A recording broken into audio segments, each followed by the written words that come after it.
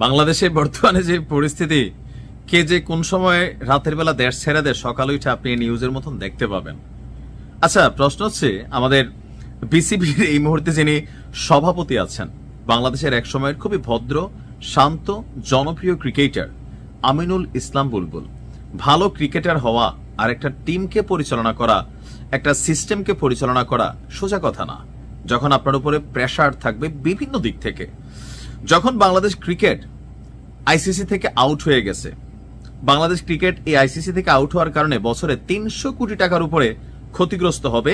খেলোয়াড়দের বেতন থেকে যত সুযোগ সুবিধা আইসিসি দিত, এগুলো সব মাইনাস হয়ে যাচ্ছে, নাম্বার ওয়ান। আর ঠিক তখনই গভীর রাতে অস্ট্রেলিয়ার উদ্দেশ্যে দেশ ছেড়ে পালিয়ে গেছেন আমিনুল ইসলাম বুলবুল। এখন আমরা কেন পালিয়ে গেছে বলছি, আসুন দেখি। বাংলাদেশ ক্রিকেট বোর্ডের সভাপতি আমিনুল ইসলাম বুলবুল গতকালকে রাতে বা গতকালকে দেশ ছাড়তে পারে বলে সারাদিন একটা গুঞ্জন ছিল। আর এই গুঞ্জনের সত্যতা হচ্ছে তিনি দেশ ছেড়া আসলে চলে গেছেন। কোথায় গেলেন, কেন গেলেন, আসুন দেখি। প্রথমবারের মতন টি-20 বিশ্বকাপে বাংলাদেশকে কিক মারা হয়েছে। বোর্ড পরিচালকরা পদত্যাগ করা শুরু করছে, প্রশাসনিক অস্থিরতা, আর এই সকল কিছুর মাধ্যমেই বুলবুল ইসলাম তিনি বাংলাদেশ ছেড়া পালাইয়া স্বস্তি পেতে চাচ্ছেন।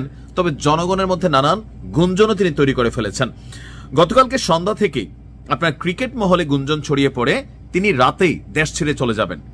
তো বিভিন্ন গণমাধ্যমে বিষয়টি জানাজানি হলে বুলবুলকে আপনার গণমাধ্যম কর্মীরা জিজ্ঞেস করছে, স্যার আপনি কি দেশ ছেড়ে আসলে পালাই যাবেন বা চলে যাবেন বাংলাদেশ ছেড়ে?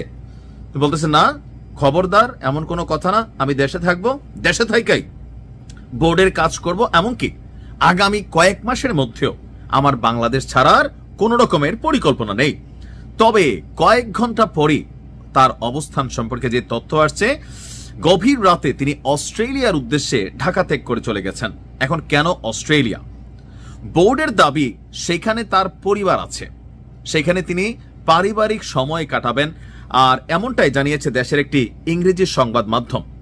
এই মুহূর্তে আমিনুল ইসলাম বুলবুলের বিদেশ যাত্রা নিয়ে প্রশ্ন তো স্বাভাবিকভাবে উঠছে যে বাংলাদেশ ক্রিকেটটারে কেউ বলেন ৩ আসিফ খায়া ফেলছে। সাবেক ক্রীড়া উপদেষ্টা আসিফ মাহমুদ সজীব ভুইয়া, ডক্টর আসিফ নজরুল আইসিসির সাথে চ্যালেঞ্জ নিয়ে পট করা কই থেকে কি প্যাস লাগালেন। আগেই কইছি বাংলাদেশের গণে না আইসিসি, এটা কিন্তু বাস্তব। কারণ বাংলাদেশ ক্রিকেটে ওই রকম কোনো কিছুই আমরা করতে পারতেছি না। নাম্বার 3 হচ্ছে আমাদের শিল্পী আসিফ, এটা একটা ট্রল হয়েছে আর কি। তো এর মাঝখানে এই যে চারদিক থেকে জটলা, তা আমাদের আমিনুল ইসলাম বুলবুল তিনি চিন্তা করতেছেন, ভাগো এই পুরা দায়ভার তো ভাই আমার কান্দে এসে পড়তেছে, আপাতত দেশটা সেটা যাই, পরেরটা পরে দেখা যাবে, নিজে বাঁচলে বাপের নাম। আমার ধারণা এরকমই হয়েছে।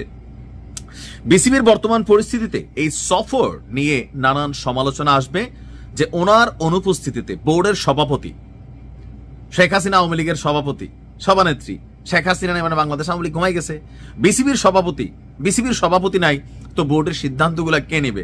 বাংলাদেশ কি রিয়াকশন দিবে? আইসিসির কাছে কি ঝুঁকবে নাকি ঝুঁকবে না, নাকি মিনতি করবে, নাকি আবার আমরা রিয়াকশনে যাব? এটা তো একটা প্রশ্ন। তো এরকম যে আমরা পাপন রেনিয়া অনেক সমালোচনা করছি, তবে দিন শেষে দেখেন এখন আইসা এই যে জায়গাটারে পরিচালনা করা আসলে কিন্তু কঠিন। তবে আমিনুল ইসলাম বুলবুলের আমার মনে হয়েছে যথেষ্ট ভীরু এবং কি ছোট কলিজার মানুষ। সিদ্ধান্ত নিতে হবে। আপনি যখন একটা অড সিচুয়েশনকে ফেস করতে হবে, আর সেখানে নানান সমালোচনা থাকবেই, ভাই আপনি তো বিরিয়ানির প্যাকেট না, আপনি একটা আপাদমস্তক ভদ্রলোক, কিন্তু তবে এইসব জায়গাতে সবসময় ভদ্রতা দিয়ে কাজ হয় না। আপনাকে সিদ্ধান্ত নিতে হবে। সরকার বিসিবি আলাদা জিনিস, সেক্ষেত্রে আপনি আপনার সিদ্ধান্ত এখানে সরকারকে মানাইতে হবে। না পারলে ভয়, মবের ভয় হয়তো বা জানি না, তবে কেন দেশ ছেড়া পালাইলেন তিনি এটার ব্যাখ্যা দিবেন, আমরা এটাতে এতটুকু ওনার কাছ থেকে আশা করি।